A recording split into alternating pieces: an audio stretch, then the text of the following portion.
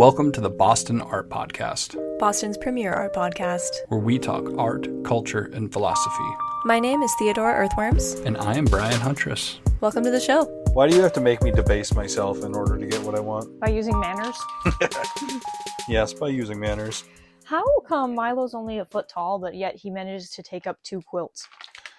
I don't think he's a foot tall. I think spread out, he would probably be a little, maybe like 20 inches, close to 2 feet. He could be, yeah. That's true, actually. Yeah, he's probably a long guy. And that's like, counting his tail, he's probably like 3 feet. He manages to, like, Is that crazy? Did I just, like, make some absolutely insane I honestly notion? Could not guess. How long is a cat? How long is a cat? You can't just Google how long 18 is a cat. inches without the tail. Every cat is 18 inches? A cat size is, the average house cat weighs between 6 and 12 pounds and is 18 inches long. Milo weighs 18 pounds. So. He's a big old boy. Yeah. So we could maybe say he's about, I would say he's at least like 22, he's at least 2 feet. Your measuring tape is behind you. Can you give it to me? No, I can't reach it. But the people want to know. How about maybe we'll measure him after? We will not remember to measure him. But I'm so settled in. There's a ruler behind you. You could probably roll to the ruler. That's a 12-inch ruler. But I could just put my finger where the end of it is. No, I'm shutting this down. Shutting it down? Well, how long is my hand? I don't fucking know. You're good, so good. Should I start from the front of his paws? Because his paws are in front of him. 1, 2, 3. He's 3 of my hands long if we don't include his tail because it's curled up and his feet are in front. Just 3? How Yeah, long like 1, is 2. a big cat? I think I'm talking about how long are large house cats? Apparently, Maine Coons can get up to 40 inches. What the fuck? That's actually crazy. And the average weight of a Maine Coon is 10 to 25 pounds. I googled how big do orange tabby cats get, and the number one answer is IDK. I never had an orange cat. Probably like 10 pounds. Very unhelpful. That's pretty crazy. I would love to have a Maine Coon. I'm a one cat at a time kind of guy, so I probably won't ever have a Maine Coon. Yeah, if I owned a house, I would definitely consider a second cat. Yeah. I think 2 is a good number as far as cats go. I think 3 and you're like entering a troublesome category. Yeah. Category. Look at this big ass little guy. Big ass big guy, I guess. Look at him. Holy shit, that's like It's what a are Maine those Coon. called? That's a Maine Coon? Yeah. Oh, that's not what I thought. Males typically weigh between 7 and 10 kilos. How many pounds is a kilo? What is 7 kilos in... Am I supposed to like have that memorized? Is that embarrassing that I don't know? Holy shit. Oh wait, that's not that much. Well, it is. It's 15 pounds at the smallest, or 22 pounds at the biggest. That's some fucked up shit. Wait, so maybe Milo isn't 18 pounds. Maybe he was like 14 pounds. I forget. No, I think 18 is a pretty accurate number. That seems like it's a big deal. If the biggest of Maine Coons are like 18 pounds. Actually, no, because I actually recently bought a 10-pound brick of clay, and I think that it was it was kind of annoying to hold after a while. Yeah. Like holding it just like sucked like after 15 minutes. But holding Milo wouldn't make me like my arms hurt after a long time. So maybe he isn't close to 20 pounds. Like that would be a little bit crazy. I think he's probably like 14 pounds. Well, it was on his Reed is vet really record. heavy. Reed is like carrying a bag of bowling balls now. Yeah, but he's 26 pounds. How heavy is Reed? Is a... Hold on, I have Milo's medical records on my computer. Let me see. 14-month old. Okay, so as of...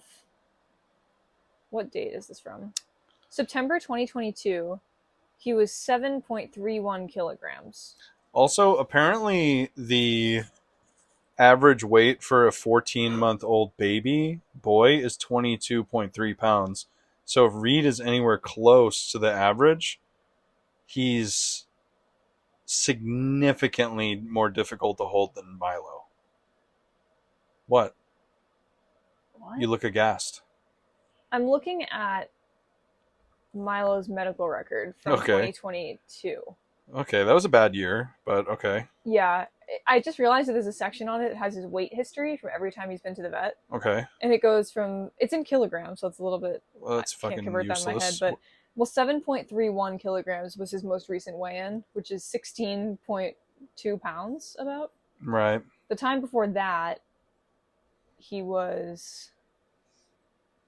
Oh, so this is from January 2022, right? Okay. Yeah. So in September 2021, he was 5.3 kilograms, which is 11 pounds. So he gained... Wait, when he was like fat and at your parents' house, he weighed fucking 16 pounds. Oh, dude. But the time before that, 6 months before that, he was 11 pounds. And in 2020... Wait, what the fuck? There's Damn. one thing that says he weighed in at 3.74 kilograms, which was 8 pounds, but I don't think that was real. Were we just trying to say that he weighs 20 pounds before we found this out? 18 pounds. Yeah, no, he's not fucking 18 pounds. He weighed 16 pounds 2 years ago, but he weighs less than that now, But for sure. yeah, that was a special circumstance. Oh, speaking of Or- that, I have to tell you something. He has a Okay. vet appointment on Friday. Okay. Are you around on Friday? Are you fucking kidding me? You don't have to be. Dude. You don't have to be. I could do it. Man. I could do it alone, but it will be kind of hard to get him in his little box. Maybe you figure could it take him without the box. Just fucking carry him. You could bring him like off solo, alone in my car. Maybe he'll just be a nice little guy and walk next to you Maybe. to your car. Maybe. So, we've gathered here today to discuss something specific. Fat cats. That's right. No, that's not true. Should I give you a choice? Okay. Or Between should I scripts? pick? Yeah. Give me a choice. Give me a choice. Okay. 1950s and 60s London or 1990s America?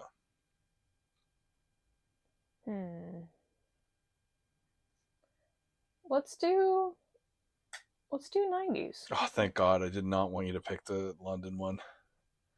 What? All right, we'll do that one another time. Okay. All right. I mean, I just feel like we've done too much in the 50s and 60s recently. So, okay, yeah, that's true. This one, we're covering something that's very weird for us to cover. We're not talking about a visual artist this time, but instead we are talking about R&B legend Aaliyah. Oh, You ever heard of interesting. Aaliyah? No. Well, yeah, but I don't know a lot about Aaliyah. Well, Aaliyah there's a very good reason why you don't know a lot about her, and we're going to cover it. Okay, cool. Okay. So I guess we'll just dive right into it. I'm assuming if this episode draws eyeballs from people, it will be fans of Aaliyah. That it seems like she has like a very serious cult following of people that like really, really care about her story and everything that happened to her and her family and stuff. I doubt that they would listen to this, obviously, because we're, just randos. But, just like we say at the top of every story, we're not historians or professional journalists. We're just having fun. So we might get some stuff wrong, and we like to tell all of our stories with respect and compassion. So, without further ado, I always get so out of breath and like nervous whenever we do scripts. Don't be nervous. It's like been like 5 now, and I'm like, So far, they've all been amazing. Thank you. I think you do a good job. I think this one will be really good. So, and it's for a different kind of fan base than someone that would be interested in like Andy Warhol or fucking, some other random niche shit from the 60s. Okay. Aaliyah Dana Houghton was born to working class parents in Brooklyn, New York on January 16th, 1979, a Capricorn. Capricorn. Yeah. Love that. Do you like that I include those every time? Yes, I do. Okay, cool. I appreciate your You validation. should get the big 3 though. That's true. I'll look it up. I have my computer. No. Don't look up anything. You'll spoil the story. I can't look up for big 3. No. Please Okay. don't look it up. Sorry. Okay. I like the shock and awe and suspense. The awe. I feel like I should give a couple content warnings at the top.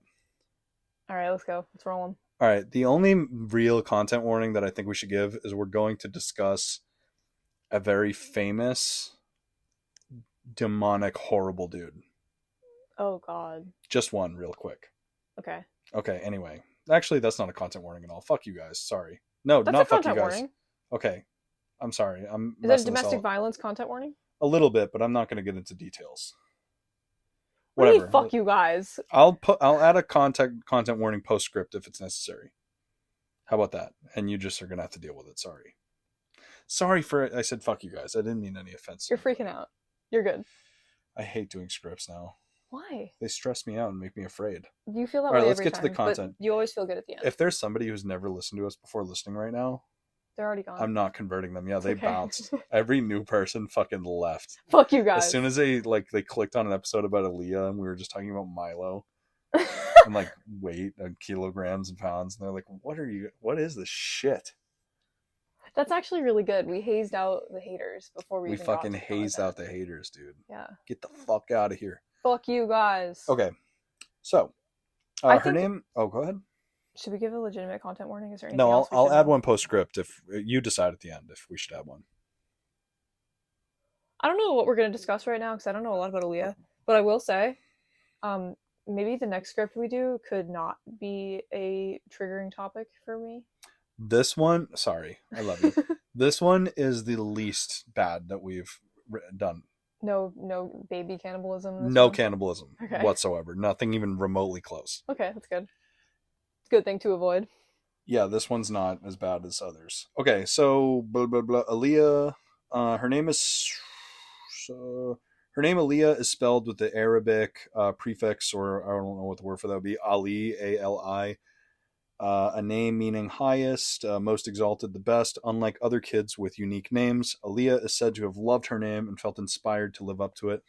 Inspired by her mother, Aaliyah fell in love with singing at a very young age, singing in choirs and acting in plays. As a little girl, I put that unique name in there for you. For me. Yeah. You know what I was thinking about while you were saying that? That What? I don't think anybody who listens to the podcast would know that I have a different name. Don't tell them that. I don't care. Theo's name is Would it break my anonymity? probably. I mean, I think there's a lot of people who know me in real life that don't know that I have a different name. Well, people's names are their own business. Actually, your name is one of the only things that is everybody's business if you exist in the world. Yeah, You can't get through life just not telling anybody your name. that's so true. That would be fucking freaky. Imagine knowing somebody, never mind. Anyway. I wanna say it now. I just compulsively want to tell a secret. Do you? Okay, you can if you want. Should I just dead name myself right now? Yeah, it's completely up to you if you want to do that. Ah! You can tell the podcast. They're friends. Do you want to put a pin in this and you can revisit it? I don't know. I love you. I love you too. Okay, I think your name and any name that you choose is very special and beautiful. You should just put a censored sound to make it seem like I said it. My name is... Put the beep right there. So then people will think that I said it, but I didn't really say it. All right. Well, they're gonna know that you didn't. No, just a even though really the beep long is beep. there. Like, really long beep through So, everything I just cut out all of the context you just gave. said. We're still for the beep. beeping right now. No, I'm not gonna put a 35-second long beep. Okay. All right, let's get on with it a little bit. So we're just doing a little bit of boring background example, but we'll just plow through it. At 5 years old, her family left the Big Apple and made way for industrial Midwest city, Detroit. After her parents enrolled her in a private school, Aaliyah became a total theater kid, loved stage acting, acted as Annie in a school play, and was just all around center of attention, singing at parties, singing for you know what I mean? She was just... And she was really good too. There's a lot of videos of her when she was a kid, and she was extremely, child prodigy. When was she born? 1979. Oh, cool. Wow. So she's... Let me fact young. check that. Yeah, 40s. Let me just double check. Mic check 1 2. Yeah, 79. My bad. At the time of their move to Detroit, Aaliyah's uncle, a man named Barry Hankerson, was a businessman and entrepreneur. He was living there, kind of making money as a low-level A&R player in the music industry. He was formerly married to megastar of yesteryear, Gladys Knight, if you've ever heard of her. She's like a 1970s or 1980s soul singer, kind of R&B soul singer. I've heard her name, but I don't really know who she is because she's kind of in the oldies world right now. But so they were formerly married, and obviously that gave this man some pretty significant connections. They divorced at the same year Aaliyah was born. Anywho, Aaliyah, a budding young talent at the age of 9, became championed by her family in her pursuit of music. Her parents and uncle both became heavily involved in trying to get Aaliyah famous, and through her uncle's connections in Detroit, things started to get real. Wait, the guy you were just talking about was her uncle? Her uncle. Okay. So, like her dad's brother or something. Gotcha. And he's like, some guy, like, anyway, some we'll get connections to some industry people. Right. As a young teen, like really, really young, like 12 or 13 or something, she got a spot on 90s TV talent show Star Search, where she made it all the way to second place before losing to another performer whose identity is unknown to me. I didn't even try to find it. But anyway, after this, Uncle Barry, still maintaining his connection to ex-wife Gladys, got her a spot as a backup singer on a 5-night residency Gladys was doing in Vegas. This event was hugely influential to Aaliyah, as it said that Gladys really showed her the ropes and inspired her and showed her what she could be. So, any questions? No. I'm just kidding. Why are you smiling at me? It's hard to have commentary at the beginning because there's like no context for what we're even talking about. I like the context. Okay.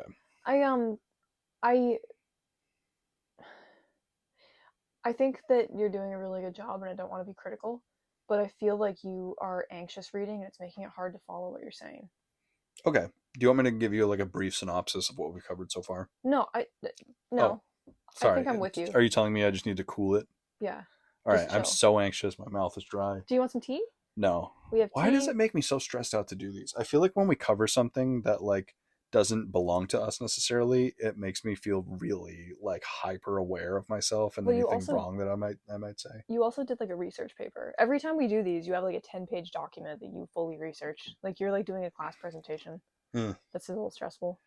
It is a little stressful. This would be so much worse if it was in front of a class.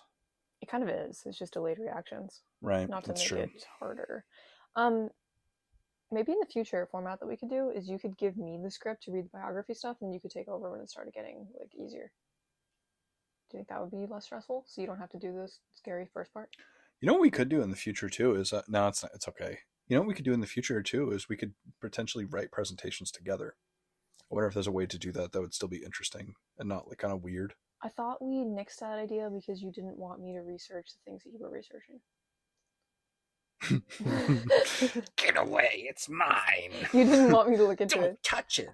That's mine. All right, just bear with me as I anxiously read through this. No, you're doing a great job. So we have fun. I am intrigued. Blah, blah, blah, blah, blah. Okay, so now we're going to get to something a little more interesting. Unfortunately for Aaliyah, her uncle Barry, who was, getting her connected to awesome people like Gladys Knight and doing some cool things for her, was involved with some seedy characters. He used his connections to get her in the right rooms and even courted some significant labels to look at her, but they didn't really have a lot of people biting just yet. Barry decided instead to form his own label, the now infamous Black Round Records. We'll get into background on that as well. Signing Aaliyah as its first artist, trying to figure out a play for getting the unknown singer, R&B singer. Oh my God, I'm so sorry. A play that they made to try to get Aaliyah in the right rooms and get some attention on her was to pair her up with a budding, young, cool R&B star of the time. Oh, that's cool. Which unfortunately, it was not cool. It was actually a huge disaster because it was none other than famous serial kidnapper, abuser, and evil guy R. Kelly. Oh, holy shit. Yeah, so keep in mind, R. Kelly was a rising star at this point and was rapidly gaining respect and admiration in the industry and from fans, and nobody saw him the way we do now back then. Mm. So when R. Kelly first met Aaliyah, she was 12. Oh, God. And How old was R. Kelly then? he was 26 or 27. Huh. So he's a man who's in his late 20s, almost 30s, probably independently wealthy, a lot of connections. You're shaking your head in disgust. You're like, this one isn't going to be that bad. It's about fucking R. Kelly. R. Kelly, with all respect to Aaliyah, is a blip in her story. Good. But it is a very important part of her story. Okay, go on then. Okay, so right off the bat, R. Kelly became an industry mentor to the then, young teen Aaliyah. As R. Kelly was an experienced music producer and songwriter, everybody was amazed and excited when a guy like him started helping her. But we can see now that his intentions were not altruistic. The evidence of his misdeeds were clear as day, especially after R. Kelly produced her first hit breakout album titled Age Ain't Nothing But a Number. Ooh. So Age Ain't Nothing But a Number is like a very controversial R&B album because Aaliyah is a beloved star and people like she's like a legendary star. But unfortunately, it was pretty much entirely written by R. Kelly and produced by him, and he's on the album cover, like in the background, all blurry. Ugh. So his like dirty, disgusting fingers are all over it. Yeah. But it's really hard to deal with that because for the past like 30 years, literally, it's also been the only album available for anybody to listen to by her. Mm. So it's like kind of horrible. Yeah. But anywho, it was during this magical story of her rising legend and budding career that R. Kelly secretly and illegally married her. Aaliyah's Uncle Barry claims today that he knew nothing about the dark dealings of R. Kelly, but backup dancer for R. Kelly, Javante Cunningham, says in the documentary about R. Kelly that Barry was full of shit and knew exactly what was going on. She says that R. Kelly's fame grew and he had the opportunity to sign on to different management and go to like different people. But this woman alleges that Barry was using Aaliyah as a bargaining chip to keep R. Kelly around because R. Kelly could have just ditched this guy and like gone and made money with different people. But R. Kelly, because he was a fucking psychopath and a criminal, was obsessed with Aaliyah. Yeah. And knew that if he didn't stick around and make money with this guy, that Aaliyah would be gone. So How old was she when they got married? 15. Oh my God. Yeah, and we'll get into a little bit. Oh no, basically another thing that's really fucked up about it too is that actually we'll get into it. So the marriage was completely illegal and they did it with forged documents. And this is in like 1992 or something? Yeah, this is early 90s. So yeah, but as Aaliyah became known, this took place in 1994 and she was 12 or 13 when they met and 15 by the time of the illegal marriage. Wow. So, as Aaliyah became known, her reputation was anything but standard, never revealing her age publicly in the initial promoting. She also sported a very weird and unusual style for the time. Aaliyah cultivated an air of mystique and peculiarity, and her vocals were very different than other R&B singers of the time, as it was very popular to like do like a really huge stadium like Whitney Houston, like massive vocal range, like beautiful epic songs were really popular at the time. But Aaliyah was like almost like a mumble rapper or like kind of like very like slow and like emo and like understated vocals. So it was like really new. And she dressed like a boy mostly. Like she wore like kind of cool street style tomboy kind of vibe. So she was like immediately different. Okay. Sorry, I'm like so anxious. You're doing a great job. Do you think it's also because it's cold in here? I'm not cold. You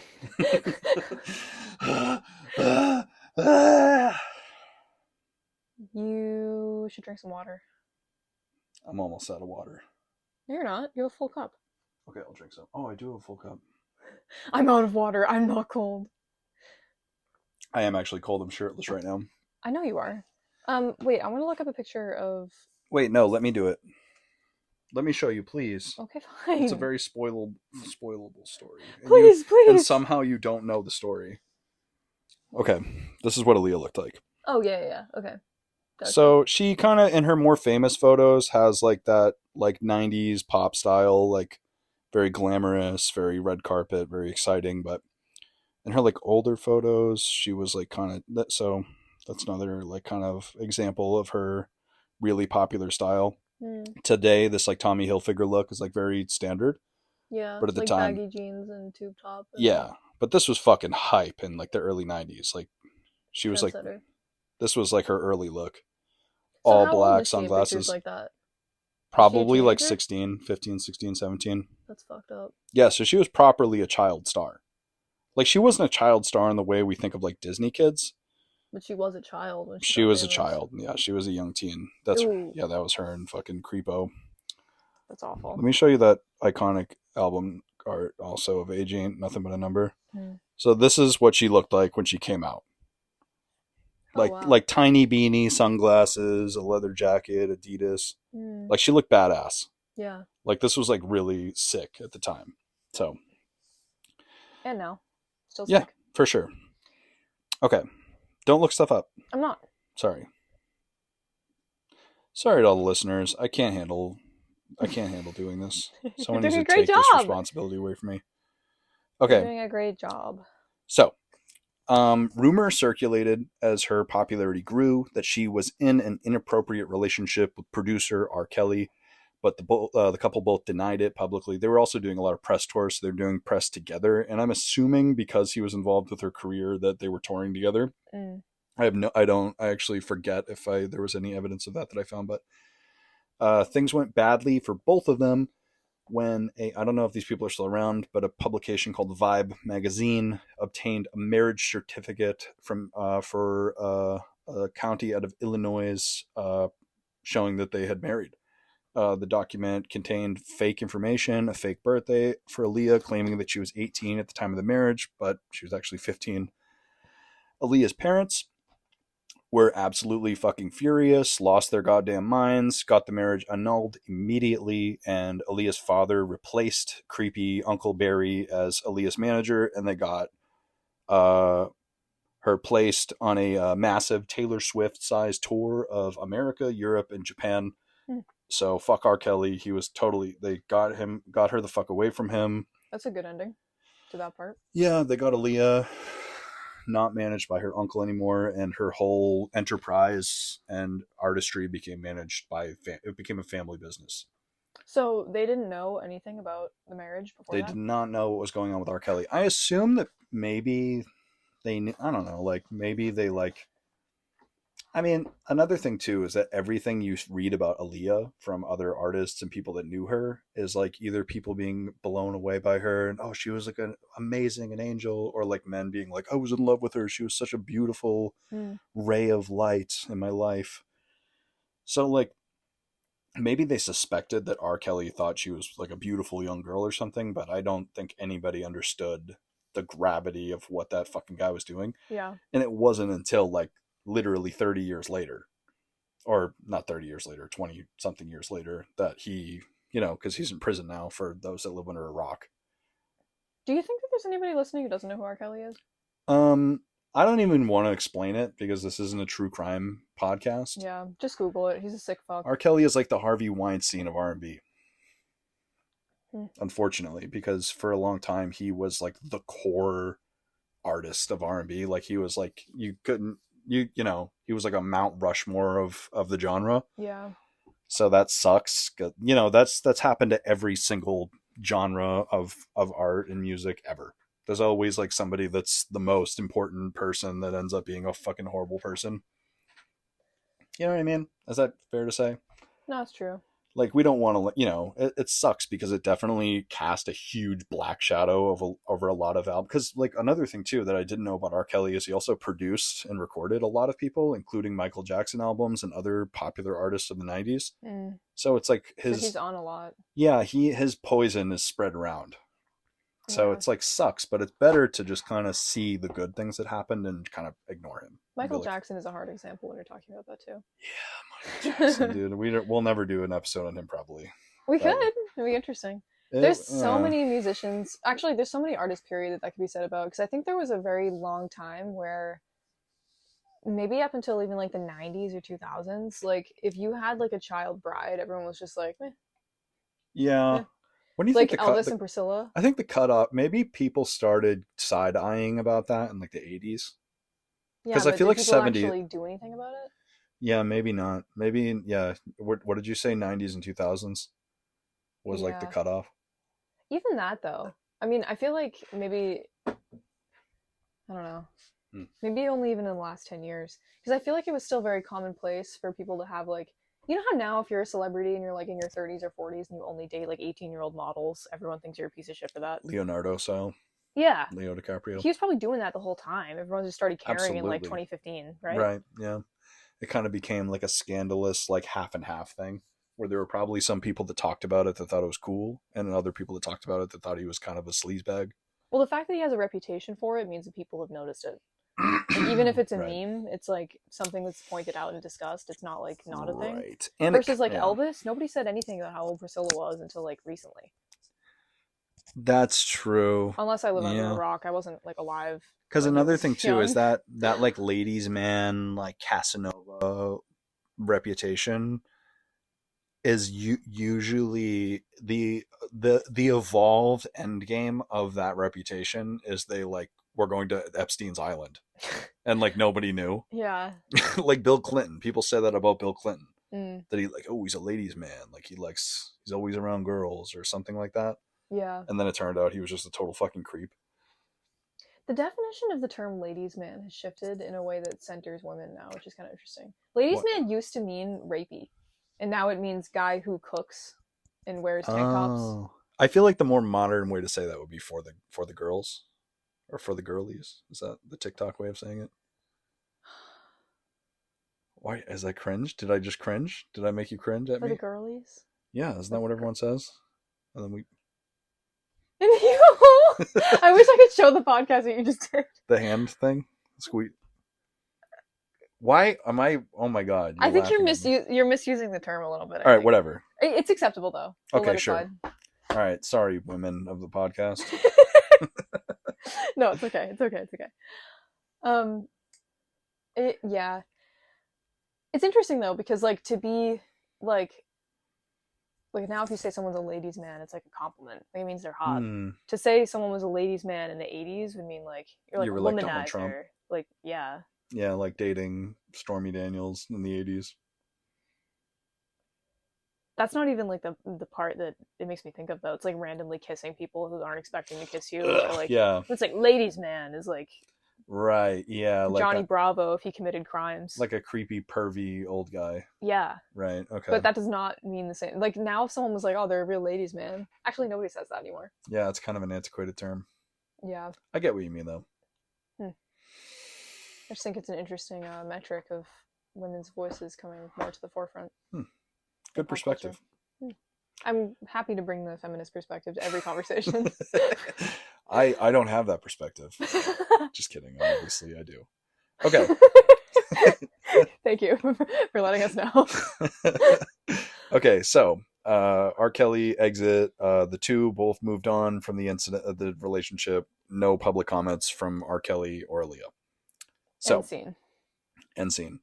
Blah blah blah blah blah blah. Okay, one awful thing about this though is that Aaliyah did not really get out of this unscathed. The criminal actions, everybody knew, and it became pretty scandalous.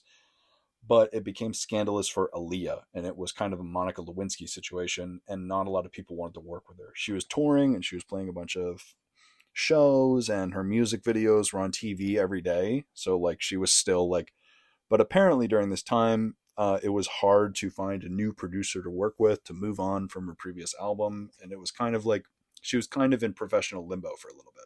So what was the stigma that she was dealing with though? Because with Monica Lewinsky, it was that he was married. Like what was Monica Lewinsky was like a home wrecker. Like, oh, that, like you know, whatever. That's exactly what people thought about Aaliyah. That she was like, you know, messing around with an older man, and you know, like it looked bad for her, not him. Which is fucking crazy, but that just was the public opinion at the time. Interesting. Yeah. I just thought she was like fast or something. Yeah, like a loose girl. I'm trying not to like say like worse She was words. a loose girl. Yeah, I'm like speaking like I'm 79 right now. You're so sweet. Sometimes the way that you talk, you can just tell that you gossip with your mom. That I gossip with? Are you fucking kidding me? You do though. I Trust love me, gossiping my with your mom mom. wouldn't have said what I just said. I know. She would have said thought it was something- cute though. Anyway. Okay. Shout out to Brian's mom. Shout out to my mom. We love Sue.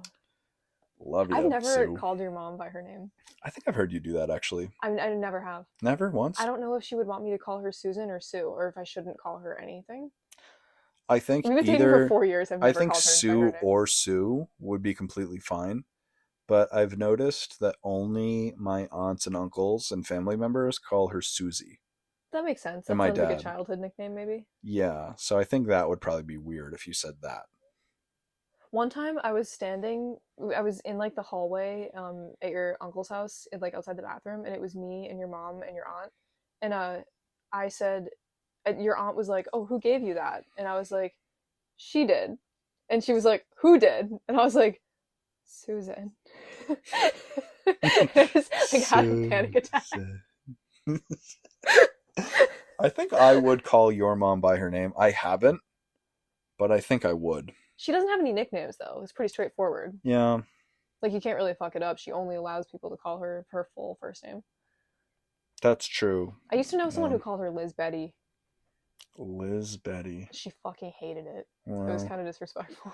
Yeah, Liz is a tough nickname. It's kind of like a neutral nickname though. I feel like people nickname. Yeah, but you know how people look like names? Mm. Like, I feel like Liz is the name of like, I don't want to, I'm sorry to anyone who might be named Liz, but I feel like it's the name of like a bus driver. See, the thing is, I think for younger people, Liz is totally normal. Like, I feel like I know a couple Liz's. Like that a are young. teenage Liz. Yeah, or like That's our fine. age. But if you're like over 50 and you're a Liz, it might be a different vibe. Maybe not though. Yeah. I know some Liz's that are like in our age group. Lizzie is like a child's name. But when I think of the name Lizzie, I picture like the 80s and 90s. I think of Lizzie McGuire. Me too, yeah. What do you think she's doing these days? Isn't she like a mom influencer now? Lizzie McGuire? No, I'm thinking of Hillary Duff. Yeah, I don't think Lizzie McGuire is real. Oh, right. Isn't she played by Hillary I think Duff? Lizzie McGuire is a cartoon character. Right. Who was the actor that played her? Hillary Duff? I think so. I wasn't allowed to watch that show. I just acted as if I just did like a Hannah Montana. How do you Like think they're Hannah's too doing? real. I haven't heard anything about Hannah Montana. Yeah, whatever happened to her? She did still do country? Do you know what I found out? Did you know that Miley Cyrus wasn't cast as Hannah Montana because of Billy Ray Cyrus, and they actually were trying to cast someone else as her dad? Really? And then because her siblings lived in a different state from where they'd be filming, her mom told Billy Ray to audition for Hannah's dad so they could all be in the same place. Wow. And he got the role. I heard that in her life that her dad actually didn't want her to be in show business, but her mom really was pushing for it. Yeah. It's I kinda guess odd. it like it was a big family debate for a while, but you know she doesn't Shit, I talk to her bet. dad anymore? I did hear that, Because he has yeah. a girlfriend that's younger than her. Yeah, that's tough. Or a wife or something. Oh, their achy breaky hearts. Isn't that his big song? I love Miley Cyrus, side note. I was Oh, a yeah, huge me Hannah too. Montana fan when I was a kid. Yeah, I didn't really I mean, I watched Hannah Montana like the way that, you know, I didn't like watch it. I just, like when I was like just, I you know, fucking watched do you it. remember how many, like, did you ever have days like when like school was over and, No. well, I'm just saying late afternoon, like you're Yeah. not, you're like unstructured time and like it's like 5 o'clock and it's like the sun setting and you're bored as fuck and hungry and you like don't want to do anything but like Disney Channel's on and you like don't even want to fucking watch it. You've But just you're watched watching like it? 3 hours of Disney Channel. Yeah, that sucked. Those days sucked because like there was no internet or like you like couldn't like your mom also wouldn't let you leave because it was like too close to dinner time or something. Yeah. God. And you just have to sit there with like your head against like the window as like Drake and Josh fucking was on the TV. I used to do a lot of writing and drawing around that time though. That's what it makes me think of. Like I picture being in that mood and I just am like reaching for a sketchbook. You know what's funny? It's not the case now. I drew when I was a little kid and played with clay constantly when I was a little kid, but then stopped all the way up until I was like 9 or 10. Like when I was like a tween, then I started doing it again. Do you consider 9 a tween? No, I don't. I don't know why I said that. I was correcting myself without explaining because I didn't draw and stuff when I was 9 or 10. That was when I started skateboarding. Oh. So I didn't have time to do any drawing and stuff. I just skated. That makes sense. Hobbies. Those were the days, man. Hobbies ebb and flow when you're that age. Cigarettes and skateboards and throwing glass bottles at cars and buildings. You smoked cigarettes when you were 9? I think I tried a cigarette for the first time when I was like 10. When did you start smoking cigarettes? Probably when I was like 12. Holy shit. I tried cigarettes and then I did like, you know, some kids are like, no, nobody's like, they're like kids, like a little kid that's cartoonishly against cigarettes. You ever seen them? That was me. That was me too. Oh, really? But then I was like, fuck that. Like I thought it was chill to smoke weed, but that cigarettes were like stupid. And if you smoke cigarettes, you're an idiot. It's kind of based. I mean, I kind of feel that way now. Sort of agree with you. I agree with that now. Yeah. I am not like a huge fan of any kind of smoking. Me neither. Just because lung cancer scares the shit out of me now. Absolutely, yeah. But I do think that it's probably not as bad to smoke weed. Although I also have heard that because most joints don't have filters, it's actually worse for you, and weed has a higher combustion rate or something, so it's like more tar in your lungs. But I don't know if that's true. Yeah, the unfortunate reality, it's just smoking anything is bad. But I think the idea behind weed not being as bad is that if you're a real cigarette smoker, you're like the minimum, like the average is a pack a day or like 15 cigarettes a day, which for normal people is significantly more than you would be smoking weed. Yeah. But you could even argue though that a real ass like weed smoker could potentially be smoking like a fucking potentially an eighth or more a day. Yeah. Like if they're crazy, or if they're like rich as fuck, then they're probably smoking like a fucking quap a day. You know, or if they're friends with someone who sells weed. If they're friends with someone that sells weed, yeah. I feel like another thing so that too, could potentially be way more. I feel like another thing too is that a lot of people that smoke, especially in like a rent-a-risk economy, live with other people that smoke so that you can smoke in the house. And any time that I've lived in or like been friends with people who live in a house that's like a weed house, I feel like people share weed, which makes it really hard to keep track of how much you're actually smoking. Yeah, it's cigarettes. At least it's quantifiable. Yeah. You can just look at your debit card statement. Yeah, I mean, like, everybody doesn't come home from work and just throw their packs of cigarettes on the table and all just, like, divvy it up, you know? Oh, hell no. Like, it's not like that. Yeah, that would be terrible. Weed is kind of like that until everybody's wicked high and then they start fighting about the weed. Yeah, that's awkward. Actually, after everybody's wicked high. But we're really off track now. Okay, all right. On a lighter note, blah, blah, blah. Okay, so this is kind of some irrelevant information, but it's going to be very relevant later. After Aaliyah was, back doing her own thing, the thing was she was able to terminate her contract with Jive Records, which was a distribution contract, which was a positive thing because she got her masters back from her initial released album, blah, blah, blah, was able to do her own thing, but she maintained her deal with Blackground Records. So she was still under not the control of her uncle anymore, but he was still her label. The whole time? Yes. So she stayed with Blackground Records, got rid of Jive, stopped working with R. Kelly, and then found a new distribution deal with Atlantic Records. But Jive was R. Kelly's label? I don't really understand. I thought he was on... No, I don't think he was. I think that Uncle Barry was managing R. Kelly. But I don't know that... I think that he had way more power than Aaliyah anyway. So he was like highly, highly independent. So I don't think he had the same problems that we're talking about here, because Aaliyah was a big star, but... What is Jive? A record label. Yeah. That was distributing Aaliyah's initial records and masters. But I thought that she was on the other one. So she is on Blackground Records. So that's another thing with record labels is a lot of the time it's kind of nested. There's like a lot of nested deals where you might be signed to a label, but you sell the distribution to another label that's creating your albums, and they have your masters, and they're middlemaning your album sales. So maybe this is just my ignorance, but what does it mean to be on a label then if it's not that? Honestly, I don't even fucking know.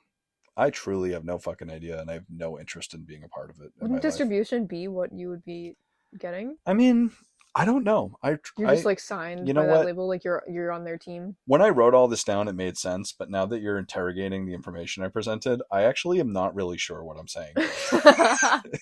To be completely transparent, that's fine. Whatever.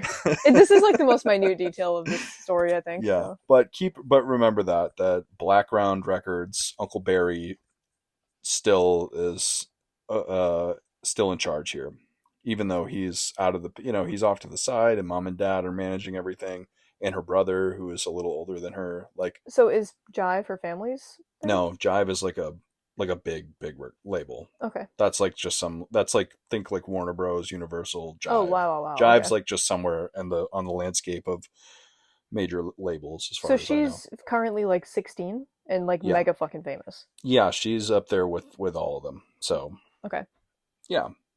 So not with R. Kelly though. Blah. Yeah. So despite all the trauma and disturbing nature of the relationship with R. Kelly, despite that, kind of one silver lining was their professional relationship gave her a lot of momentum in the industry, and she was able to eventually find more work. Anywho, this clout led Aaliyah to major collabs and opportunities that many now call the best recordings she ever made, collaborating with 1990s R&B icons Timbaland and Missy Elliott. Probably two names that you would know. Yeah. Because they are probably at least two of the biggest names of hip-hop and R&B that came out of the 90s. Specifically, definitely R&B. Because the biggest names in rap and hip hop were probably Tupac and Biggie and others in that kind of artistic vein. But as far as like R&B, like singer songwriter world, Missy Elliott and Timbaland were like titans. I love Missy Elliott. Yeah, me too. I've been listening to her a lot after writing this. Anywho, Aaliyah released one of her major legacy albums, One in a Million, which, like her first record, signaled a major aesthetic change in the R&B landscape. Radio stations were initially skeptical of these new and strange R&B tracks, but like everyone else, they fell in love with the songs and gave them major airplay. The record sat on Billboard 200 for 67 weeks and went 2 times platinum. Wow. Aaliyah became a phenomenon. This album was also a major career boost for Timbaland. Raise your hand. Yeah, what'd you say? What is 2 times platinum? I fucking have no idea. Why doesn't it turn to silver or something?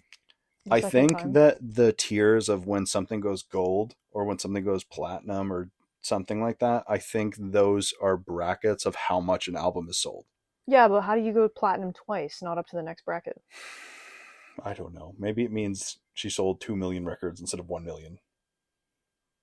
I don't know, but when people say it, it means it went hard and a lot of fucking people listen to it.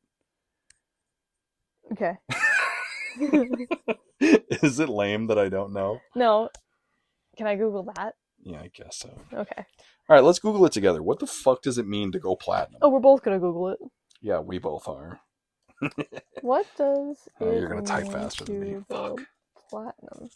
All right, you tell us. Going platinum is when an album sells 1 million copies or more. Oh, wow. I was right, actually. My guess was correct. Double platinum. 2 million. Yes. I made up a fake answer that was true. But what does it mean? That's what I call an educated guess. Certification is often rewarded cumulatively and is possible for one release to be certified silver, gold, and platinum in turn. You want to hear something crazy that this reminds me of? Did you know that sometimes being a New York bestseller is actually total bullshit? And a lot of publishers and authors will engineer the New York Times bestseller label. What? How? A lot of people will just buy the amount of books required to become a New York Times bestseller up front of their own books. That counts? Yeah. Hold on, I'm trying to understand. I will now provide no sources for that information. This is a podcast. Whatever I say is true. Michael Jackson's Thriller album sold 33 million copies in the US, so it's 33 times platinum. All right, the platinum title sounds kind of stupid. It just means 1 million copies? All right, fuck that. So every fucking YouTube video of a song with 1 million views is a platinum YouTube video? No, it's only songs, it's only singles and albums. It's not views, it's purchases. Okay, but this sounds like... So I think the platinum and gold label is a little bit of an antiquated... I still don't understand what gold means. Huh? I still don't understand what gold means.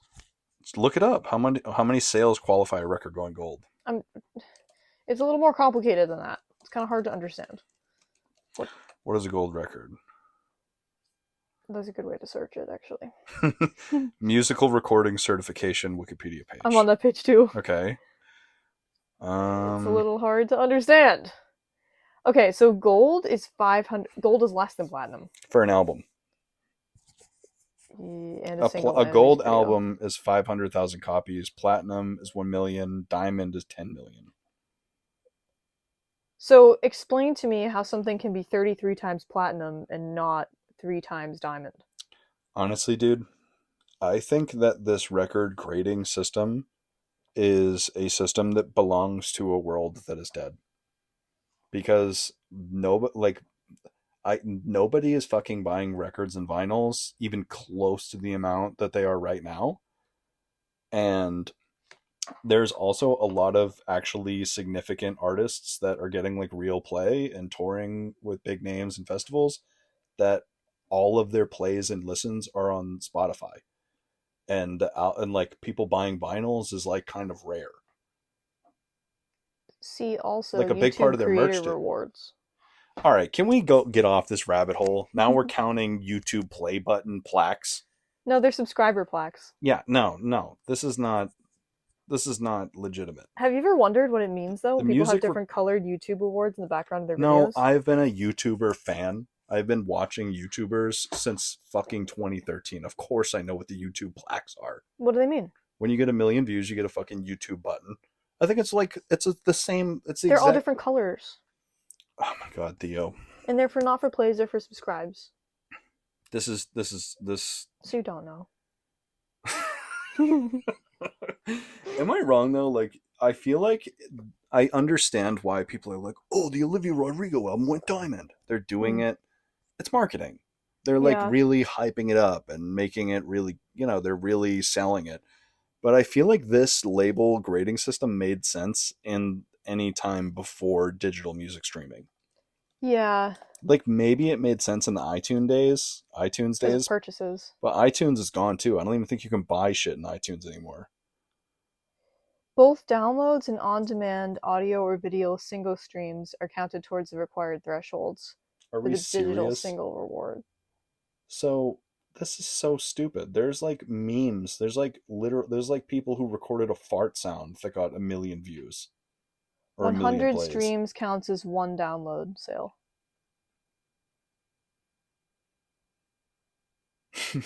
Can we get off of this fucking rabbit hole? Can we go back to the plot? Yeah, go back to the plot. That's interesting though. I feel like it's like the least interesting part of the story. Do you have any TikToks that have gone platinum? I literally do, yeah. Technically, if that's the case. I've only had 5 videos go over 1 million views. Or 4 or 5. One of them got almost 6 million views. What the fuck are you looking up now? You know why I don't want you to look stuff up while Your recording? video has gone 60,000 platinum. This is so stupid. Because you don't respond to me when you're typing. I couldn't. Which means that it tells me that you're not fully registering what I'm asking you. I was trying to type 6 million. Okay, I love you. It's kind of hard to do. Can we try to lock in again to this topic? Yeah, but really quick, how many zeros are in 6 million? In 6 million? 6 zeros. Right? 6 million has 6 zeros.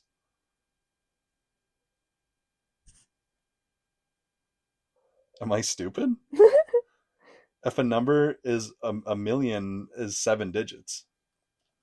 So if it's 6 million, that's 6 zeros. Otherwise, it would be 600,000. Yes. Okay, now that you fucking quizzed me on numeric numbers. Well, you weren't focusing on anything else either while I asked you that.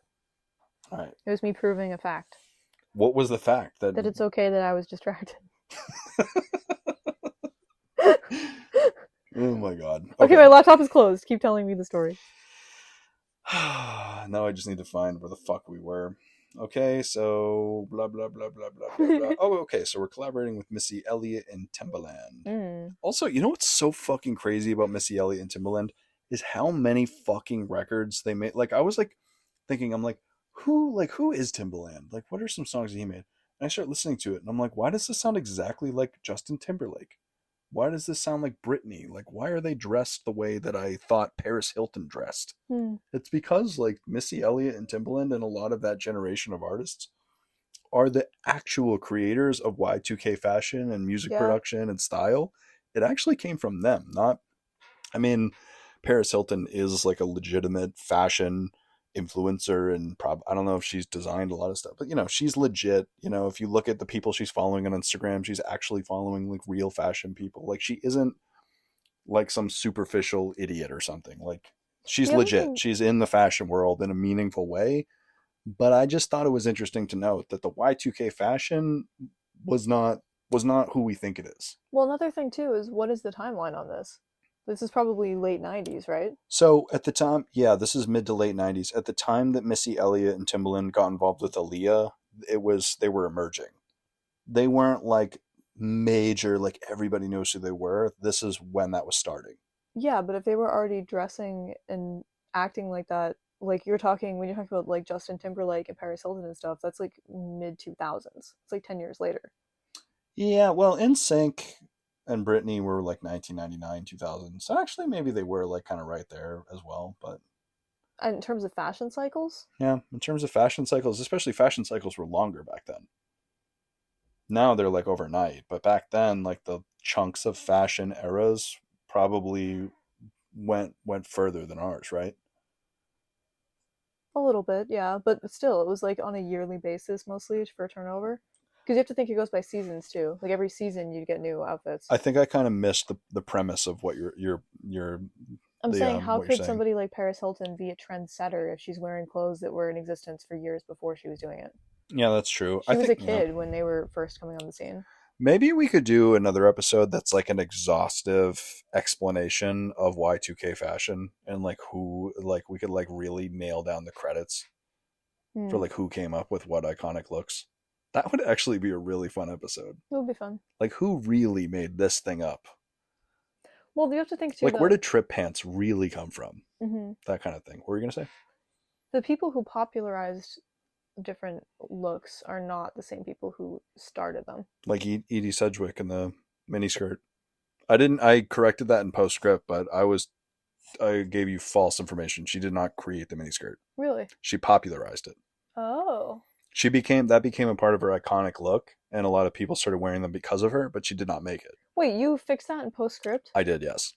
I just cut in a little part where I said, hey, by the way, this is completely wrong information. This person invented it. Everybody who listened to our episode knew that before I did? Yeah, actually. You're telling me that right now? I've just carried this misinformation around for like 3 weeks. I accidentally got misinformed by another person who was reporting about Edie. Someone else said that, and then I didn't fact check it. Then I fact checked myself, and both me and the person I sourced were wrong. That actually is very funny considering the conversation we had about that on the Edie Sedgwick episode. Yeah, that's true. Yeah, turns out miniskirts are a French invention. I think there's 2 people that are credited with the invention, both like claim that they, you know what I mean? There's like competing claims. And I think both of them are French, or one of them is. I don't know. That makes sense. Yeah. Okay, so 2 times, blah, blah, blah. Oh, okay. So we're out of the Missy Elliott stuff. So basically, Aaliyah is fucking everywhere. She's appearing in music videos. She's with Timbaland. She's with fucking Missy Elliott. Missy Elliott and Timbaland are blowing up. They're recording a ton of artists. They're collaborating with all the new people. There's even like a random, like, Like even one of Lil Kim, you know who Lil Kim is? Yeah. Even one of her most iconic music videos, Aaliyah's just in the background. Oh wow. Just like as like part of the entourage of the music video. Like she's a part of the hip hop and R&B landscape fully, like really. So, that's cool. And also by 1997, as we saw in that photo that I was showing you, Aaliyah became the face and brand ambassador for Tommy Hilfiger. This was huge for her. This was huge for the brand and Aaliyah because she was well known for her unique style that incorporated street vibes in men's clothing. Tommy Hilfiger became a staple of 90s hip-hop fashion because of this, Aaliyah becoming an inspiration for Tommy Hilfiger's first line of women's clothing. And she was 18 at this point. Yeah, about, if you did that math. I didn't. Yeah. It's really cool to look at Aaliyah's style from a pop culture history perspective because if you didn't know any better, you'd think that she was born in 2003 by looking at some of the photos of her. She had a tomboy style, wore gas station style Y2K sunglasses and fisherman beanies in her early years, which are the tiny beanies. It's very in, especially for the younger crowd, to emulate and adopt YK styles. People do Paris Hilton, simple lifestyle stuff, but these looks are easily and correctly attributed to the likes of Paris and others, but what people don't know and realize is the baggy pants, tiny beanies, sunglasses vibes actually came out of the R&B stuff. In a lot of context. Not completely. I mean, I'm no fashion historian, but I'm just calling it like I see it, I guess. That's true. Kind of retread ground there. But that same year, Aaliyah took a break from making records to chill with family, but got involved in making movie soundtracks in the meantime.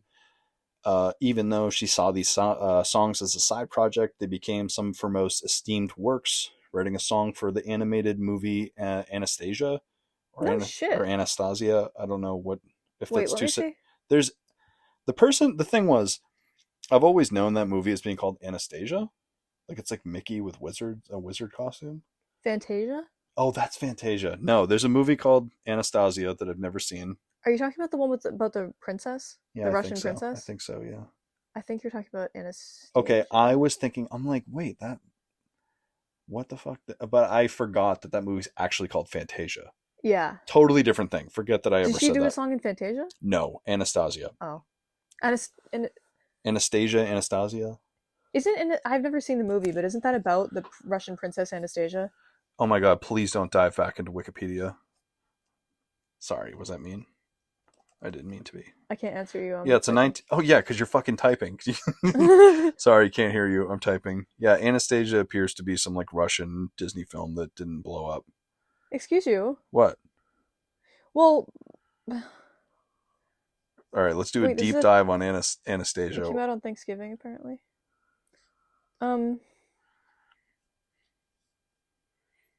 Is there anything you want to add? I want to say my dead name again. Okay. Well, this came out the year I was born, and my birth name is Asia, and it was going to be Anastasia, but this movie was coming out, and my mom didn't want people to call me Anna because I have a lot of Auntie Annas. Oh, that would have been cute. I could see you as an Anna. I knew a few Annas back in school days, and I could see you. Like people look like their names. Yeah, it wouldn't have been that bad. Or an Anna. What's a name that I would look like that people wouldn't... That isn't my name, obviously, because my name is Brian, but I could have been.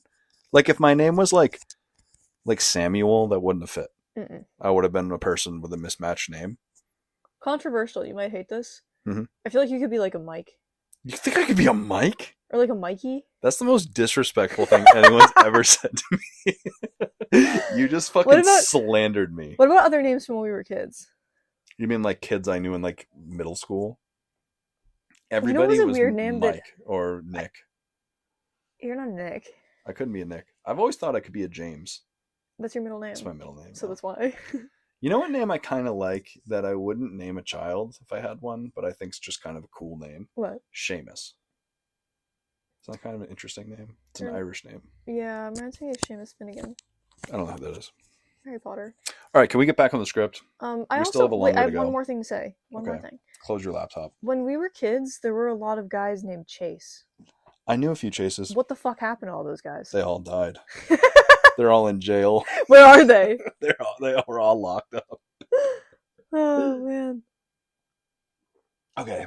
Yeah, I know. I used to know Chase. He was a cool guy. Maybe. He was a guy. Okay, okay, yeah. So she made a fucking movie soundtrack song. She performed the song at the Oscars that year, making her the youngest person to ever perform at the Oscars, a title she still holds. Wow. Yeah, pretty weird, huh? A year later, she contributed another song to the soundtrack of 1998's Doctor Dolittle. Following the classic 1990s triple threat direction, Aaliyah made her move into movie acting, starring in the lead role love interest or something like that in the movie Romeo Must Die in the year 2000. Hmm. The movie was not a huge hit, and it doesn't have a good score on Rotten Tomatoes right now, but it generated a ton of hype around her, and she was in demand and getting a ton of movie offers for huge roles. She started really getting into the film business and leaned into her new career as an actor, but even still, it took no attention away from her music. A single she wrote for the movie, Try Again, is currently the only song to ever go number one solely off of radio play, Wow. which is another title that she still holds. So, despite the multidisciplinary style, Aaliyah dropped a bombshell self-titled album in 2001 that changed the R&B landscape once again. The album featured an array of producers, incorporated genres such as rock, trip-hop, and techno. Her lyrics featured topics such as explorations of domestic violence and songs celebrating sexual liberation and agency for women. Similar to Billie Eilish's fashion transition over the last few years, Aaliyah traded in the street style swag for gowns, designer dresses, and things like that. The album charted number 2 and sold 200,000 copies in its first week, which was big for the time, as we discussed in the record thing that we just learned all about. I have a question that might be a spoiler. Okay. You said that the R. Kelly album was the only album people could access of hers for like 30 years. But we did mention other ones. We'll talk about that in a minute. Okay, so she got a new style, new swag, new album. Everything's great. In interviews, Aaliyah was grateful, happy, invigorated. She was in a new relationship and prolifically creating. Who is she in a relationship with? It was a guy that was kind of unremarkable. Maybe someone will be mad at me for saying that. There was no awful stories about him and no great stories about him. We love that for her. Yeah, I think she was just in a regular relationship with a guy. Nice. I think he was older than her, but I think she's 18 at this point, so maybe she can make her own decision. She's 21. Oh, right. Because it's 2001, you said? Yeah.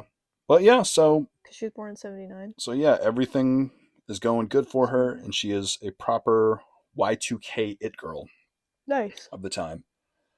But just as everything was going great, Aaliyah, at the top of her world, things went horribly, horribly, horribly wrong after she traveled to the Bahamas to shoot a music video for her third single, Rock the Boat.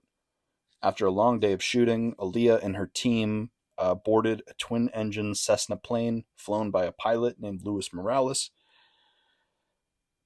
Shortly after takeoff, the plane, hundreds of pounds overweight, nosedived into a marsh and exploded on impact and killed everyone. Holy on shit. board. Really? Yeah.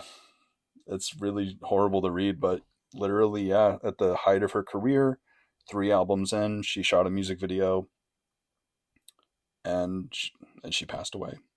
That's awful. Yeah, so... In a plane crash. In a Cessna, which, if you know, is a very small plane. And this plane in particular was only meant to carry 6 people, but they packed 8 people on there and all of their equipment into the plane. Later investigations revealed that the pilot also had previous drug charges, was not a real pilot, and he had actually forged his papers to pose as he was an imposter, essentially.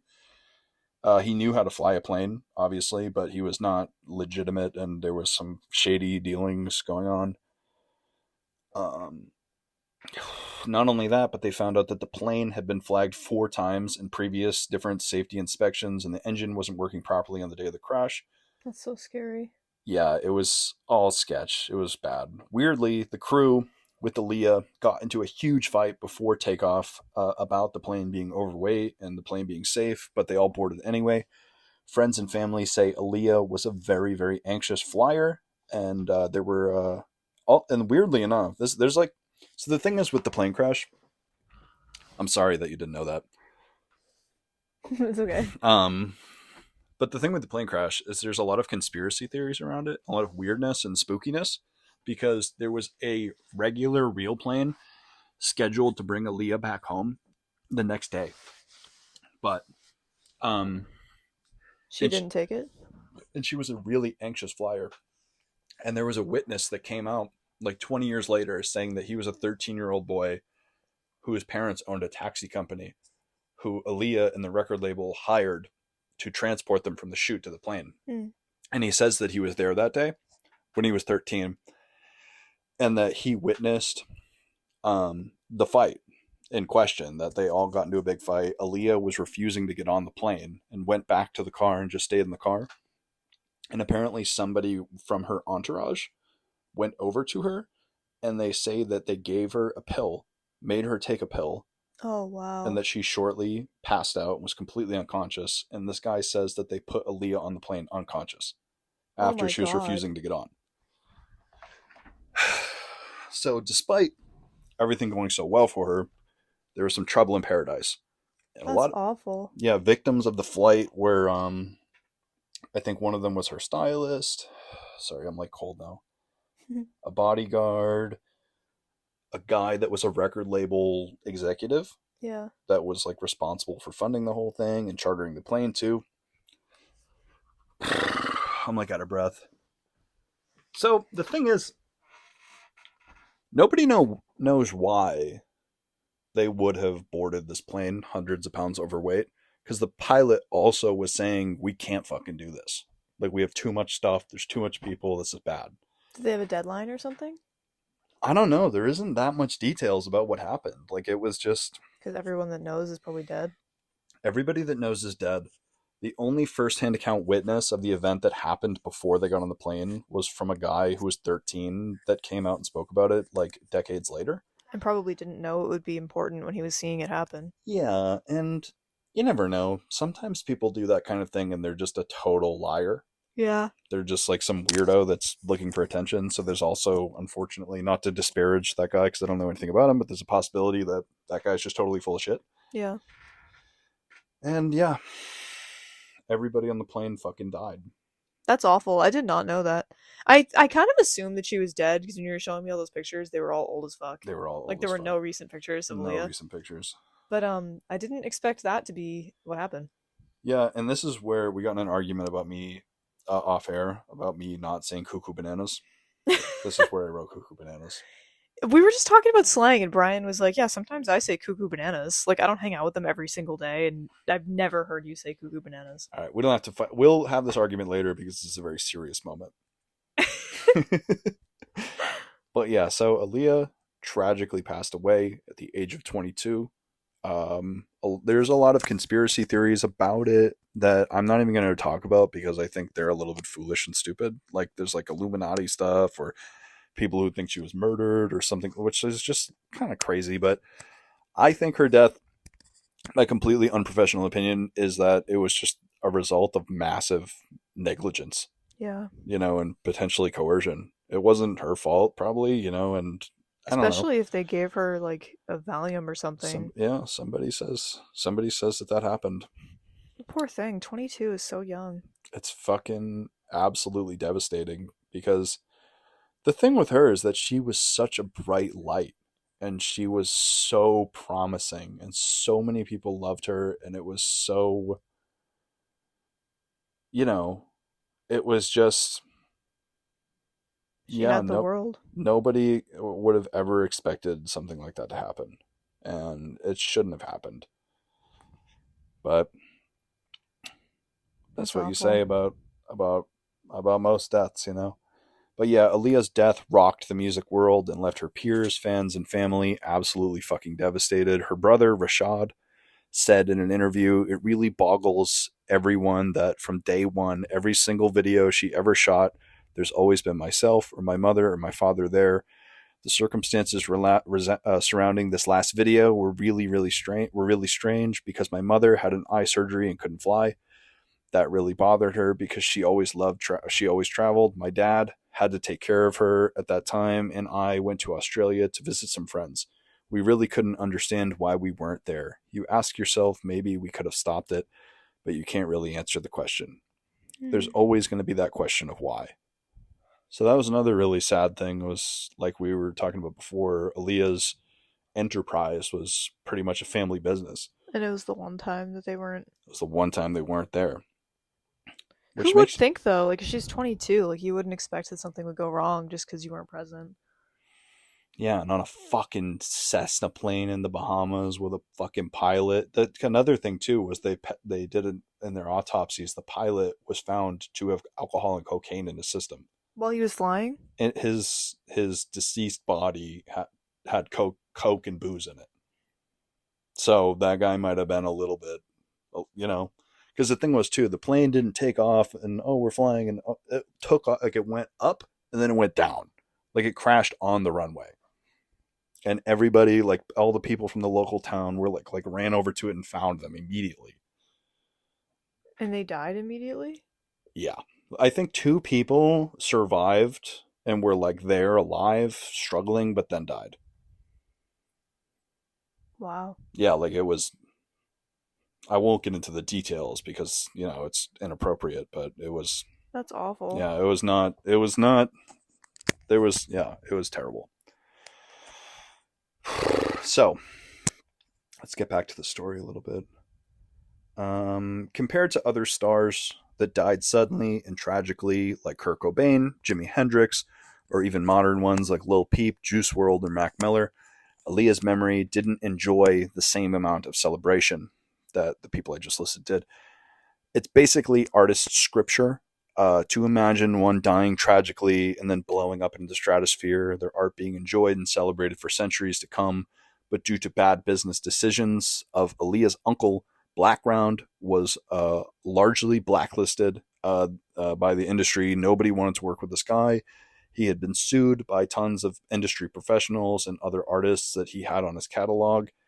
And Blackground Record, they essentially were sued into oblivion. This guy lost all of his money.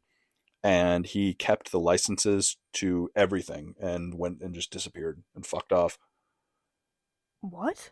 Yeah, so remember we were talking about all the distribution and who owns what? Yeah. Her uncle still owned her music.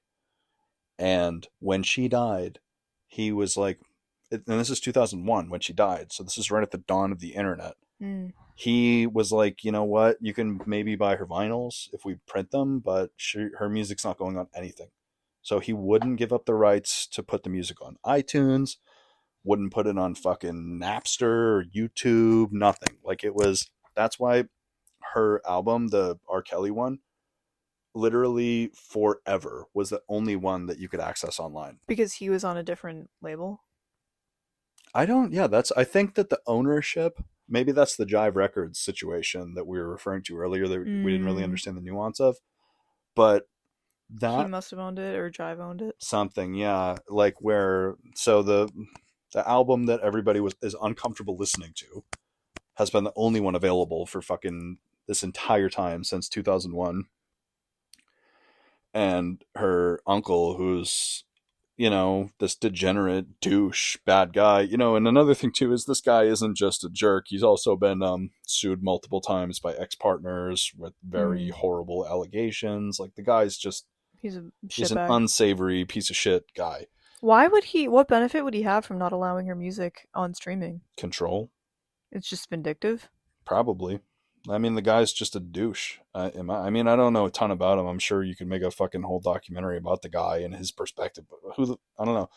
The thing is that was fucked up is that he actually only gave up the partial rights to her distribution after being sued by his ex-wife. And he lost a shitload of money, and he sold a partial access to her catalog to a company called Reservoir, who then went on to license her music to movies and to ads and to other artists sampling her music. So it's kind of interesting because that kind of brought her back into the zeitgeist in a way that other hip hop and R&B artists were sampling her and using her stuff, and maybe her music would be in a movie every now and then. But you still couldn't stream it? You couldn't stream it. And It's weird. But yeah, like the tragic story, just kind of like Edie Sedgwick, one fucking douche asshole piece of shit owned the streaming rights to her music, Uncle Barry Hankerson, Mm. famously refusing her music access to digital platforms. Aaliyah's estate has made countless moves and repeatedly hyped up the release of her music onto platforms like Apple and Spotify, but each attempt fell through for weird legal reasons. Until a little bit of a happy ending, 2021. Oh. When after 20 years of fighting and negotiation and vitriolic legal battles, Aaliyah's music finally came to streaming platforms for all to enjoy. Wow. But there is one unfortunate caveat. Douchebag Uncle Guy didn't give up the rights or the masters or the royalties or anything. He just finally decided to redistribute them and vitalize his own business. So now they're all... So he gets all the proceeds? Yeah. He just finally was like, you know what? Okay, fine, I'll do it. But he didn't like... So that's another fucking shitty thing. Yeah. Is that, you know, this is kind of consumer boycott mindset that you don't want to support things that benefit awful people, but also people hold the memories of Aaliyah like she was probably like the coming of age of so many people, and, and a hero and inspiration and a soundtrack to people's youth and life back then. So it's like kind of like makes you gotta choose. You gotta choose. It's like, obviously it's uncomfortable to listen to an album made by a 15-year-old girl piloted by a man that's essentially just a fucking weirdo freak abuser writing creepy songs for a teenage girl to sing. It makes sense why nobody would want to listen to that for all this time.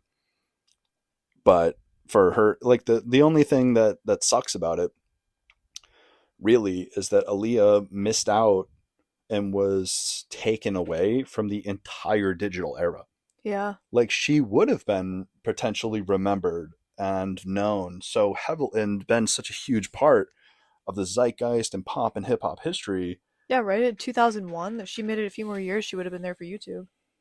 Right. And like, think about, like, imagine if right after Tupac died, whoever owned his music just pulled it from everything. Yeah. And then made zero effort to distribute his music onto to future platforms.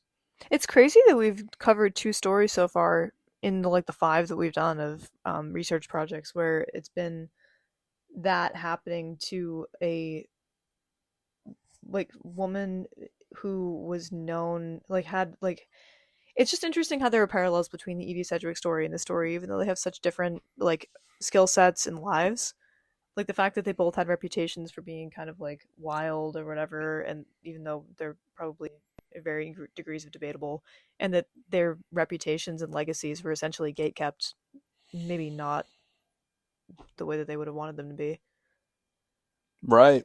Yeah, it's like this guy, like, her music was from 9/11 till TikTok existing for multiple years. That's how long her music was gone. Yeah. You know? And that's it's crazy, like, man. Yeah, and that's the thing. Like, I don't have a quote to close with from family. I kind of read that earlier about her brother making a comment about how they've reacted and thoughts on her passing. But I mean, today, though, one thing that is true about Aaliyah is that her memory and presence has been the entire time hyper present in hip hop and R&B through homages and references and tributes.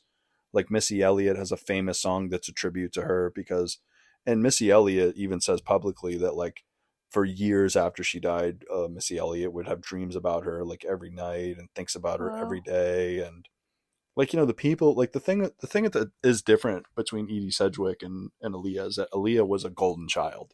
Yeah. She was doing everything right. She was clean and, even without scandal. The only scandal was 100% not even her fault. Yeah. She was not a bad girl or she was she was just fucking doing everything right and just making good music. And it just fucking, it's similar to Randy Rhoads, actually. Famous guitar player of Black Sabbath, died the exact same way. Not Black Sabbath, Ozzy Osbourne. and a Cessna. That's crazy. That's sad. Yeah, I honestly would never fucking get in one of those planes. Ugh. There's so many stories of those flights going horribly wrong in those planes. Planes are scary anyway. They're like the motorcycles of planes. Planes freak me out. That's really sad though. It does make you wonder like what would have happened because if she was such an it girl and had these like modeling deals and music and acting and whatever, and she was like not even in her like fully established in her 20s yet. She was 22. YouTube was founded when? 2005? I think 6. But 2006? Yeah. So she would have been my age when YouTube launched. Yeah. Which means that she could have had like the whole peak of her career during the digital era. Yeah. As like a Y2K fashion icon. Right. I mean, like, with tons of support from the industry. How many pop stars start off in their late teens, early 20s on fire, like all eyes on them, and then like a fine wine in their late 20s, 30s? Like, look at Kesha right now. She's making like amazing, interesting art and music that she actually wants to make versus when she was like a record label being like, dance. Yeah. You fucking piece of shit. Like forcing her to make wacky club music. I mean, she probably liked that stuff. I like that stuff, but like, it wasn't until she got out of that and became independent and moved on, like, into a new era. I feel like Miley Cyrus is a pretty good example of that too. She's a perfect example. Like, she is kind of different in the sense that she's always had a lot of industry support, like because of the family that she's from and the access that she had. Like, her fucking godmother is Dolly Parton. Like, her dad is Billy Ray Cyrus. Like, she had creative freedom the whole time, but what she was lacking that she has now, and I think she's in her 30s now, is that maturity. And like, maturity as a songwriter and as a musician, where she's experimented with a lot of different styles and different genres and fashion and whatever, and now she's settled into her identity and is making music that is a mature voice of the continuation of threads of identity that have been in her music the whole time. Like, there are songs that you can listen to on her. There's like a Miley Hannah 2-side CD from when she was like 12 or 13, from like the first year or second year that Hannah Montana came out, that have similar like lyricism or music to some of the Miley Cyrus tracks that have come out recently. And I think that that's really interesting because it traces her like artistic development over the course of her career in a way that makes sense. Like, it's a maturity of that voice. So it's just such a fucking shame when you see an example of somebody like Aaliyah who was so developed and so talented so young, because we don't know what that would have looked like now. Like, if she would be what, in her 40s? Yeah, I think she wouldn't even be old. She wouldn't be. It's heartbreaking, dude. And like, another thing that's even more fucked up about this is that I think very recently, she became deceased longer than she was alive too. That's really sad. Like, that's how fucking... That's really sad. But yeah, and I mean, if there's anyone listening that is confused as to why we would cover this, I mean, the idea is that, I mean, I really like the idea of focusing on stories of people who don't have a lot of coverage, or people aren't really talking about in the context of art history or something like. And I think Aaliyah is a perfect example, because I was looking up like lists. I think I looked up like lists of Black artists that passed away too soon or something like that, or like, and most of the names, were the, Tupac, Biggie, that kind of stuff. But Aaliyah, I had never heard of ever, truthfully, which maybe is, some people will be shocked by, but I've heard her name before, but I think it's because like I've probably heard of her in connection to Missy Elliott or Lil' Kim. Well, you know how you probably heard of her is that there's countless songs by rappers, R&B artists, and hip hop artists that mention Aaliyah. They talk about Aaliyah. Like, that's the thing that's interesting about this, is that she's been largely absent from pop culture in the digital age, but none of the people that were around back then forgot about her.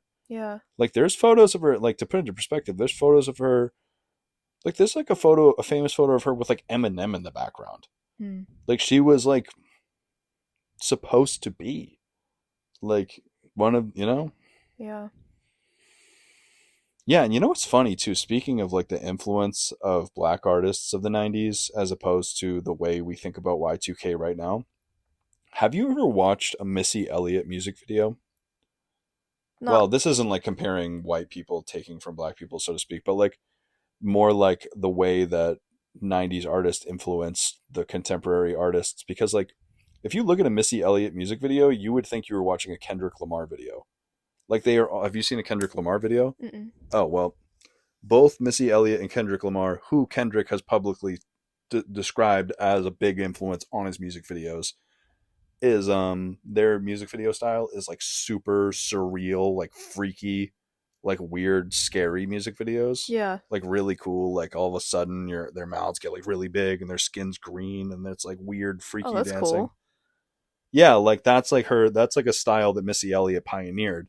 And that's why it was so cool that she that she was. You can't play one of her songs while we're recording, but I'm not going to. Okay, but that was a big reason that it was so cool that Aaliyah was doing shit. Because if you look at any generic playlist of 90s R&B from the time, you know, some of the one-hit wonders or people that didn't have as much staying power, the music is like, it sounds like it's doo-wop. Like it sounds very standard pop. You know what I mean? But with the school of hip-hop and R&B that came with Missy Elliott and Timbaland and other collaborators associated with them, it was way more artistic. Yeah. And Missy Elliott even describes herself as an avant-garde musician. Yeah. You know what I mean? Like this is like it was just a different sound. So for somebody who easily could have fit into a pop star mold like Aaliyah to be paired up with these new and weird and more underground artistic producers, it was like, whoa. Yeah. Like what the fuck are we doing here? And then they went on to make fucking super fucking interesting shit. And that's available now? Is all of it available? So she made 3 albums and they're all on streaming now. Wow. So they weren't before, but... And the thing is, her music videos and some singles have been available on YouTube the whole time, but they've been super low-res, lo-fi rips. Yeah. From that somebody like taped on TV or something. So... That makes me want to listen to all of it. It's really cool stuff. I mean, it sounds vintage. Like it sounds like it's from a different era now. You know what I mean? To me. But it's still like very beautiful, timeless music. The other thing too, when we're talking about like consumer boycott or whatever, I think that there's something to be said, and this is true for the Edie Sedgwick thing too. Yeah. Or like anybody, I guess, who's in a situation like this. Like, there's something to be said for the fact that whoever owns that music is not going to be like made or broken by you streaming it in reality. Like, I don't know, maybe it's a little different on case by case basis, but yeah, I think it's more valuable to, like, there's something more sad and existential, I think, about that person's music not being heard once they're out of control of their legacy in a way that's unfair that way. Right. Like, I mean, I guess that guy's going to get some streaming revenue from Spotify. He can have my, like, 3 pennies or whatever.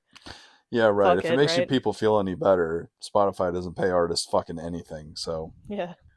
Yeah, kind of, I wrote this down, but I wanted to bring this up, and you just kind of perfectly segued into it, but it's kind of interesting to consider a different question, where we've talked about separating art from the artist, but what about separating art from evil demons that own the rights to it? You know what I mean? It's just like, it's a battle between, you know, are we gonna just completely disregard her legacy, or are we going to, you know, because here's another thing about the R. Kelly album, is that even though it was written and produced by a disgusting monster, it was still Aaliyah, a young, artistic, and inspired person making stuff and singing. Like, it's still her. It's unfortunate that it was poisoned by him. Did she write any of it? I don't think that she wrote a lot of it. I think, you know, I mean, and that doesn't discredit her or invalidate any of her artistic contributions, because if people that don't know about music and stuff, it's extremely standard and regular in the pop world for artists and singers to be collaborating with writers and producers. I was gonna say too, like, this is kind of a controversial perspective, and like, I haven't listened to the album, so I don't know if I would even stand by this if I were reading the lyrics or like listening to it.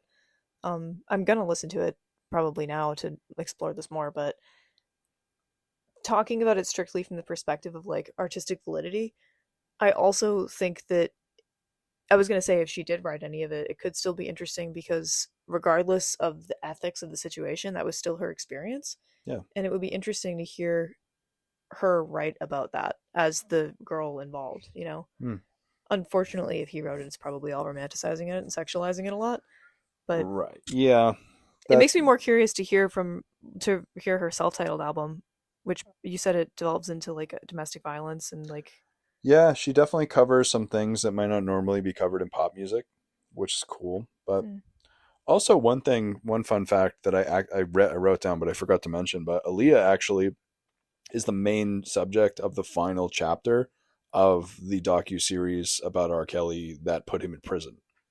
Nice. Like, you know how it was like this whole huge fucking thing where they were like following him with fucking cameras and shit and like trying to rescue a girl from his house. Oh man, this is so fucked up, but that might be where I first heard of Aaliyah, to be honest. Literally, yeah, that's the case for a lot of people because a big part of the documentary focused on her story. But that's so shitty that scumbag is not dead and she died at 22. Yeah, well, he's in fucking prison, so fuck him. She died younger than he was when they were married. That's disturbing. Life's not fucking fair sometimes. It's not fair, and that's a big part, you know, that's like, yeah, that's like, it sucks because like, I want our coverage and the things we talk about to inspire people, but I also feel like it's cool to potentially do a kind of restorative piece. Yeah, I like that. Where it's like, maybe this is a way of changing that a little bit. And another thing too, who the fuck are we? Aaliyah's legacy needs no help from us, I guess. But I mean, you know, we're an art podcast, and I want us to recognize artists and shit, you know, and people that did sick shit and miraculous and dope stories. And sometimes dope stories are fucking dark and sad stories. Yeah. So, and I don't know what to take away from this of Aaliyah's story. Personally, it just like makes my heart hurt. Yeah. And it moved me, I guess, to think about it. Because I didn't even know that that's how her story went when I was researching this. You were looking into it already and then found out the ending? I knew that she had passed away early. Like, I knew that she died in an untimely, unexpected way. Because that's literally, you know, You don't think it's going to be a plane crash, though? When you I did not know it was like that. Yeah, that was fucked. And I guess, too, I guess I probably talked about this previously, but the way that I do this is I read shit. And what I do is I'll watch multiple video essays and multiple documentaries about the same thing and look at articles and the sources on the Wikipedia page and try to make a story that, you know, resembles a accepted collected truth. Yeah. So even though there's stuff, I mean, I editorialize a little bit, like when I'm saying douchebag piece of shit uncle. That's my words. Yeah. You know? But it seems like everybody fucking hates that dude. Like, he doesn't have a good reputation. Nobody likes him. He doesn't sound very redeemable. No, absolutely not. I think the fact that she was his niece, too, makes it so much more fucked up that he did what he did with her music. It's disgusting. And with R. Kelly. Yeah, because it had to be money, because R. Kelly was probably a walking bag of money at the time, because he was brand new and he was young and was the face of the genre for a moment, you know? So for some like basically like low tier crook to have him on the hook like he did was probably a fucking gold mine for that dude. Yeah. So he probably was like, fuck it, I'll fucking kill my firstborn to fucking, you know, for this opportunity. And he basically did. So that's sad. It is. And it just, that's show business for you, you know, and it kind of reminds you, it kind of like, in a lot of ways, it's sad because her story resembles the arc of many, many child stars, even though she's not really remembered that way, right? Or maybe she is, I don't really know. Her first album, I mean, her self-titled album sounds really powerful. Yeah. I wish that I had listened to it before we recorded this. Sorry. It's okay. You know what's weird too is the music video from her death survives. Like, you can watch it on YouTube. Oh, because they filmed it before that? They filmed it, completed the project, and we're going home. Wow. Yeah.